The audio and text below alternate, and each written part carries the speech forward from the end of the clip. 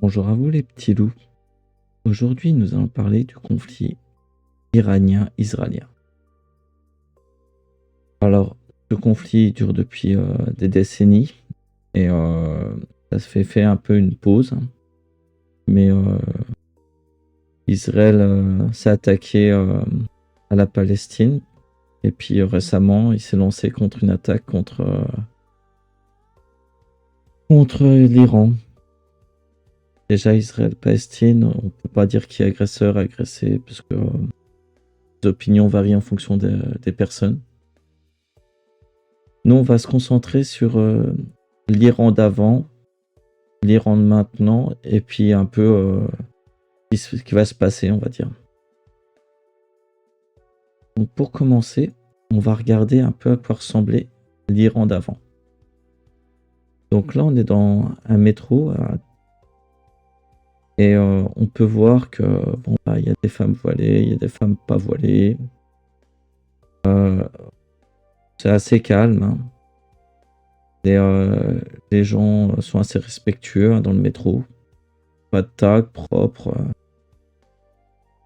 Les personnes doivent sûrement aller au travail ou à l'école. Et c'est assez consciencieux.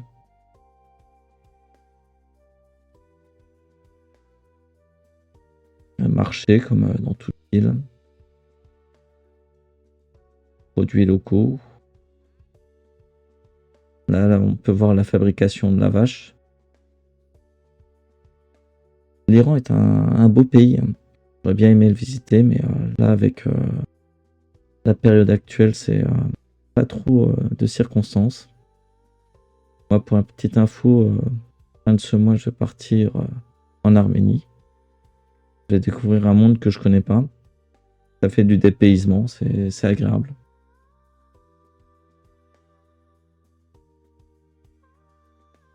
Donc ça a été tourné le 14 juin. C'est des pays très très montagneux, comme on peut le voir.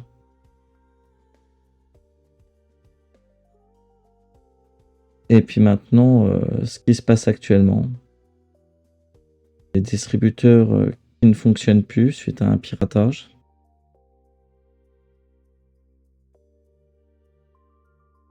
Le réseau des eaux usées qui a explosé suite au bombardement.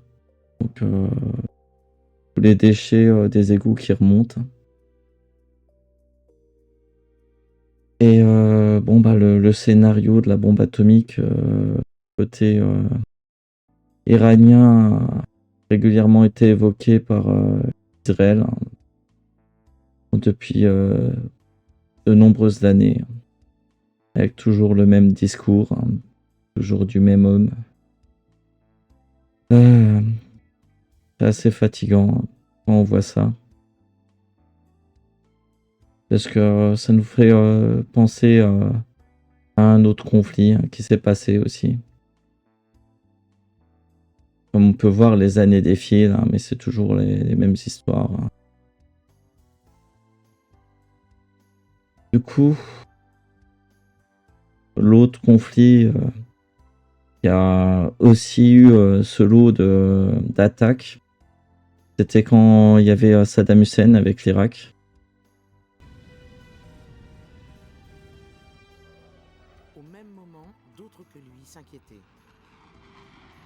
Le véritable danger, c'est d'avoir une telle charge nucléaire d'uranium enrichi livrée à un pays et à un dirigeant irresponsable.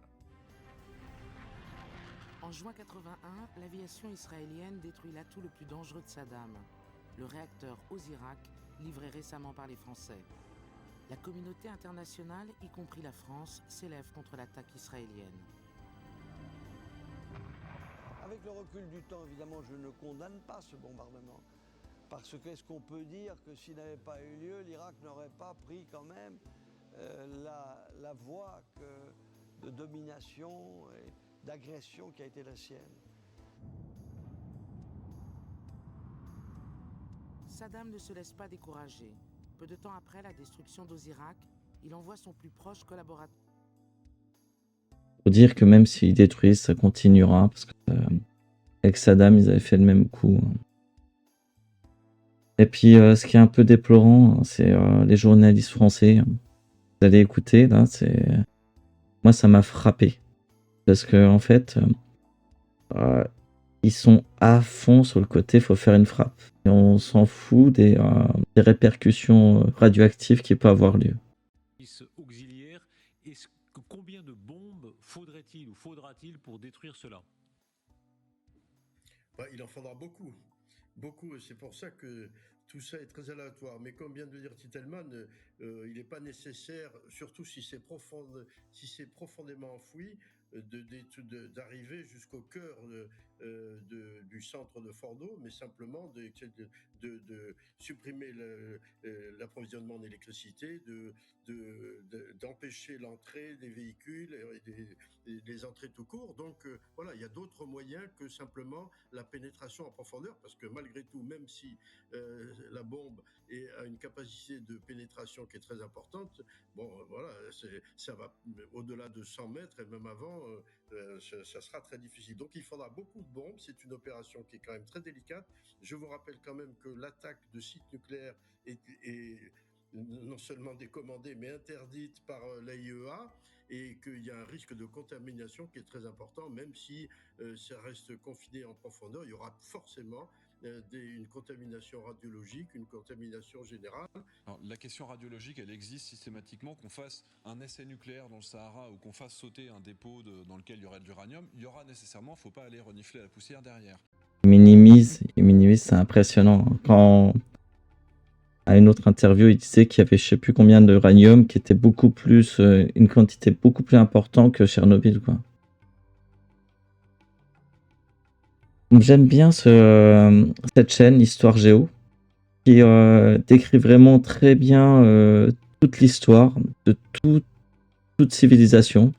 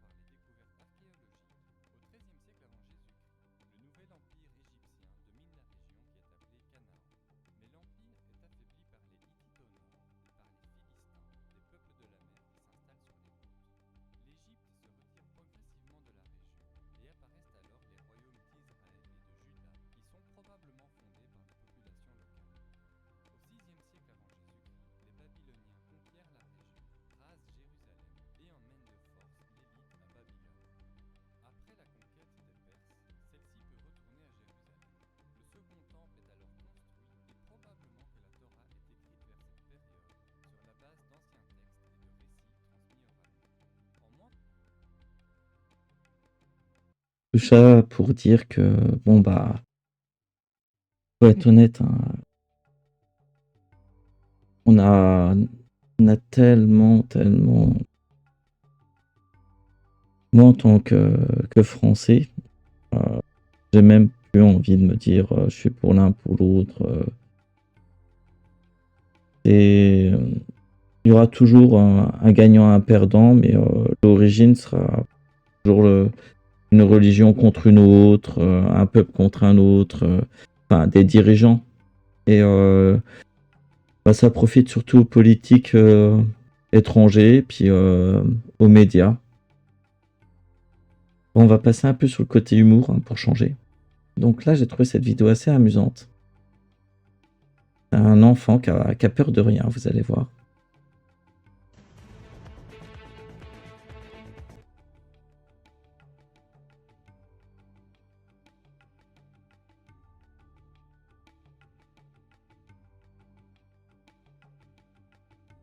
C'est assez drôle. Hein.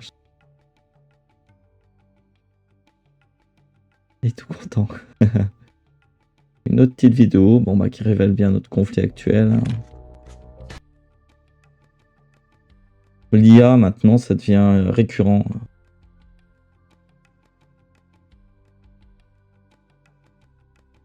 C'est totalement ça. Les conflits modernes, c'est des dirigeants qui sont comme au CE2. Vraiment, on le voit, ceux qui élisent nos lois, on se croira à la maternelle. C'est totalement ça, ça résume bien.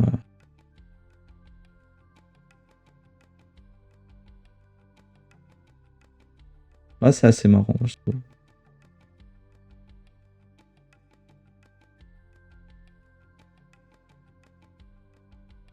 Et cette dernière vidéo que je trouvais ça très très drôle qui s'est passée en Italie. Sur la Trinité, à Rome. Il y a une voiture qui a descendu les escaliers de la Trinité, quoi. Guarda qua, che bastardo. Hai bevuto tanto secondo me. Porca miseria. Com'è possibile? C'est un coup la classe, hein, quand même. Porca miseria.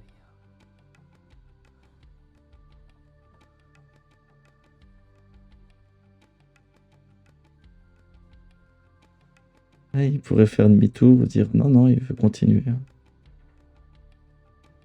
Bon, après, il y a des caméras de surveillance en Italie qui donnent des PV. Hein. Je l'ai eu, hein. Je me suis trompé un coup de voie et j'ai été sur une voie de bus. Un an après, j'ai eu mon amende de 150 €. Je sais pas s'il va payer autant pour cette infraction. Et qui dit que c'est pas bien. Ah non, il lui montre la direction. Dio mio. Oddio. Bon, j'espère que ma vidéo vous a plu. Je vous souhaite une agréable journée. Je tourne cette vidéo le jour de la fête de la musique. Donc j'espère que vous allez bien profiter aussi. Bonne journée à vous.